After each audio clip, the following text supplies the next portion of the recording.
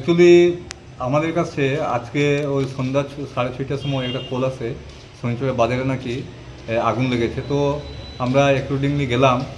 তো গিয়ে দেখি ওই মোটামুটি 6টা দোকান পুড়ে গেছে। তারপর আমরা যতটুকু ছিল পুরা ভস্মীভূত হয়নি, কিছু কিছু বেঁচে গেছে। আমরা গিয়ে এই জল স্প্রে করে আগুনটাকে আমরা নিয়ন্ত্রণে এনেছি। তারপর পাশে কিছু দোকান ছিল, এই দোকানগুলো আমরা বাঁচিয়ে দিয়েছি। কিন্তু সবচেয়ে বড় জিনিস হচ্ছে যে 6টা দোকান জ্বলেছেন, ওরা সব রেন্টেড, মানে ওরা দিয়ে ভাড়াটিয়া দোকান। আর মেইন মালিক হচ্ছেন একজন। তো মেইন মালিকের নাম নিয়ে এসছে বিমল চন্দ্র, ওনার বাড়ি শঙ্কুরাতে, বাবার নাম প্রমোদ চন্দ্র।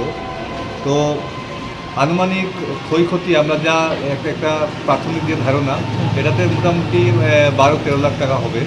তো প্রপার গ্যাসের ছিল। তারপরে পেট্রোল, কিছু কিছু দোকানের মধ্যে ওরা খুচরা পেট্রোল বিক্রি করতো, এবং কিছু ওই গ্যাস ছিল, গ্যাস লিকেজের কারণেই আগুন লেগেছে। তো একটা সিলিন্ডার ব্লাস্ট মেরেছে, আর দুটো সিলিন্ডারকে আমরা সেভ করে বের করে দিয়েছি। দিয়ে না হয় এই দুটো যদি সিলিন্ডার ব্লাস্ট মারতো, শ্রমিকরা আরও কিছু দোকান জ্বলতো। তারপর পাশাপাশি ওদের পেট্রোল পাম্প, তো পেট্রোল পাম্পে আমরা সবচেয়ে মেইন হচ্ছে পেট্রোল পাম্পটাকে আমরা রক্ষা করতে পেরেছি, এটাই খুবই তো যদি পেট্রোল পাম্পে আগুন লেগে যেত তো এটা বিশাল আকার ধারণ করতো। তো আমরা কীভাবে গেছি, মানে টোটাল 7 মিনিটে গিয়ে আমরা পৌঁছেছি ওখানে। তো তারপরেও পাবলিক তো বুঝছে না এই জিনিসটা কী। সবচেয়ে বড় জিনিস হচ্ছে আমরা যখন ওখান থেকে রওনা দিলাম, তো আমাদের যে জুড়ি ব্রিজটা আছে, জুড়ি ব্রিজের নিচে দিয়ে গিয়ে আমাদের গাড়িটা যাবে না।